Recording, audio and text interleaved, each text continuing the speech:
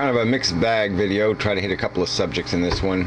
First of all, so okay, some guy posted some comments in the last video on the rich thing. Post a link to what he posted. It was like this top 17 what we should do kind of list from that Zeitgeist movie, you know, the Venus Project. And it was just kind of a stupid list. I mean, it's, you know, it's nice. It's a friendly kind of list, but it doesn't, you know, it's very mushy bullshit.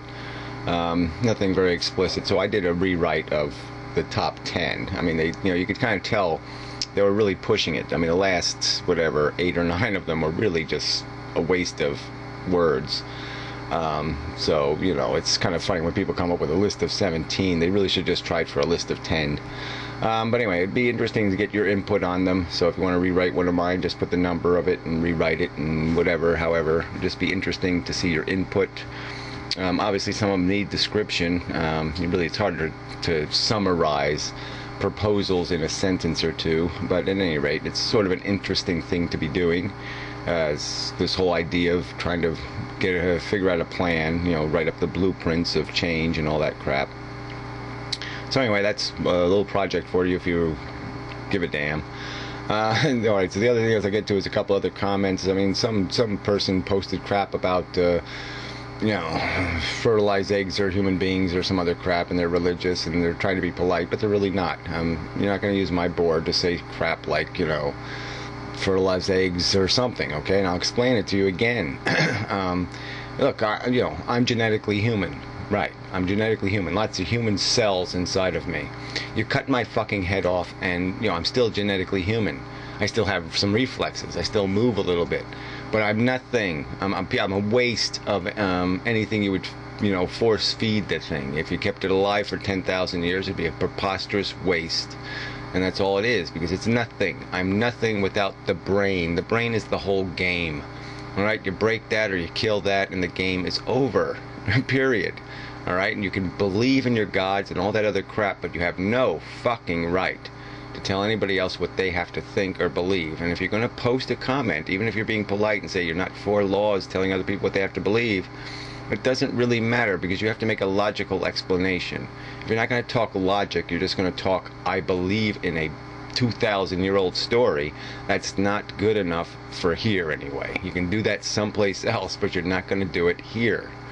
So, no offense meant, but it's just plain bullshit. It's babble. It's useless. Does nothing to enhance anyone's conscious experience or their understanding of the universe. Telling people believe in my book is not a logical argument.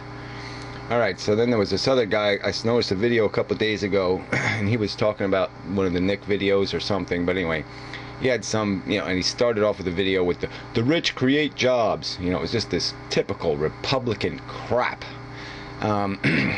This just disgusting stuff. Well, anyway, so I couldn't even watch his whole video, because it was just, you know, as soon as you start with a piece of illogic like that. So let's go through the quick explanation. At least I'll try to be quick. The rich don't create jobs, okay? Demand creates jobs. It creates a need for a service. Then someone's going to be encouraged to create the service so they can make a living off creating the service. That's how animals function. That's how human beings function. That's just the basic nature of the beast kind of thing. All right, and so what is used as investment capital? The only thing that possibly can be used as investment capital is surplus. Okay, you have to extract surplus value from work that has been done.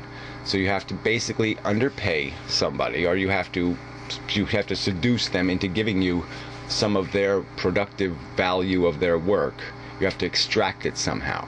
So a government extracts it through taxation. They say, you have a surplus, we're going to take it. I mean, even if you don't think it's a surplus, we've declared it a surplus, and we're going to take some value so we can invest in more value. So we can invest in the creation of some new service or new production of something that will be of benefit. Now, you can argue it's not of benefit, and we can have that whole argument, but it doesn't matter. That's the intent of taxation.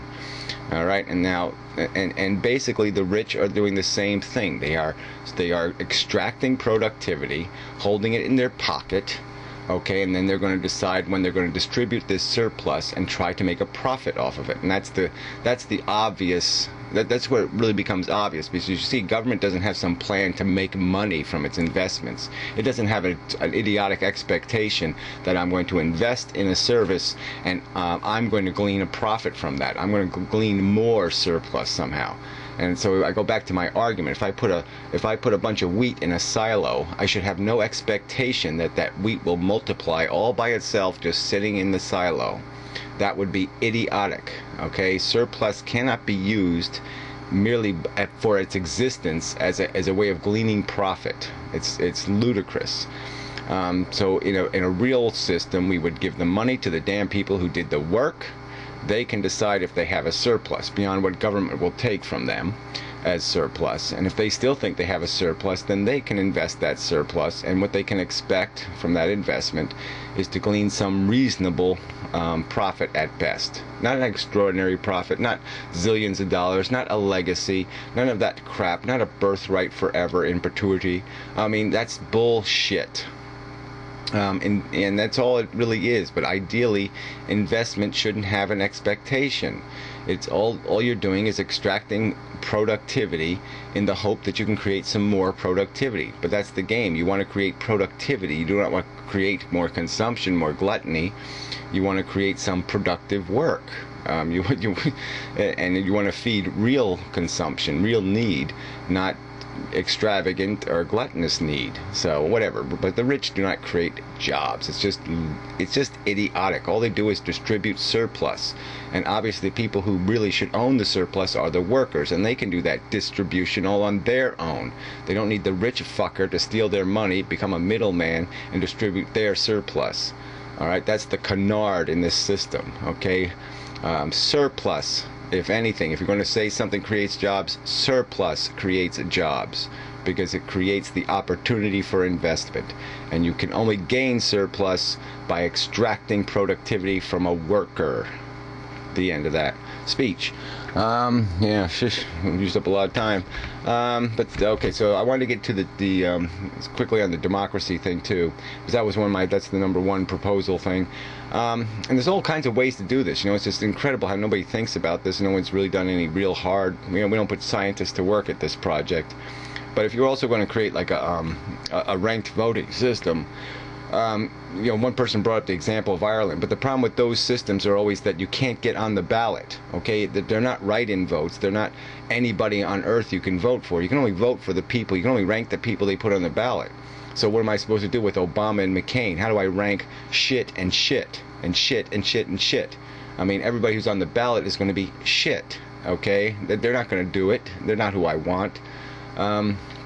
And so anyway, that's the first flaw. Is you have to have a system where the names aren't on the ballot, but there may be a code, a number, some other mechanism to identify the candidates, so people have the choice to vote for virtually anybody.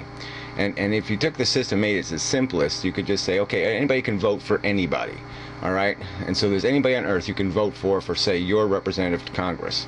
And so, say, 10 people vote for Bill Gates, or whoever, any name, okay? And you need 10 to get into the office. Okay, so he gets into the office. And then some other guy, Jerry Brown or whatever, gets 500 votes.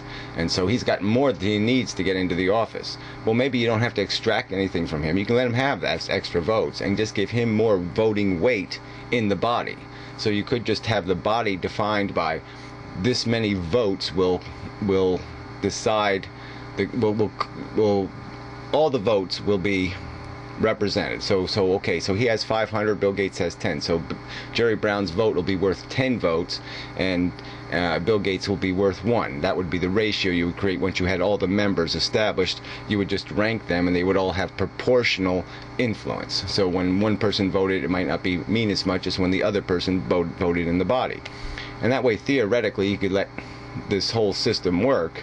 And the only thing you would do to refine, to limit the number, say you only wanted 100 representatives, well then all the people that had 1 vote, they could progressively give their vote to anybody who had more votes than them. So if another guy had 2 votes, that was, okay, I'm the guy you voted for, I'm good, but I'm not going to get elected. Okay, so I can give my vote to somebody else who I think is pretty good. all right? And so you basically vote for a guy you trust. You trust him to give his vote to somebody you would also trust. He might not be exactly what you want, but he's still going to be somebody you trust because your guy voted for him. And so that way you could percolate up the extra little votes, all the ones that would be out there, and you could put their vote into power, because you could give those votes ultimately to, like, all of them could end up going to Bill Gates now, and now he could have more votes, and so instead of a 10-to-1 ratio against the other guy, he would have a 3-to-4 ratio or some other ratio. So anyway, that's just a quick description of another way you can do it, without having to get an absolute number of votes. You could just keep the real number of votes and just give the representative that little extra bit of power. So anyway, lots of ways to do it, and it's disgusting that we're not working on any of them. We're not doing anything.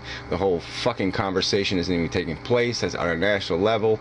It's just disgraceful. This is just fundamental reforms if we're going to go anywhere in the future, if we're going to have any hope of a future. We've got to fix these fucking broken systems. So, end of speechifying.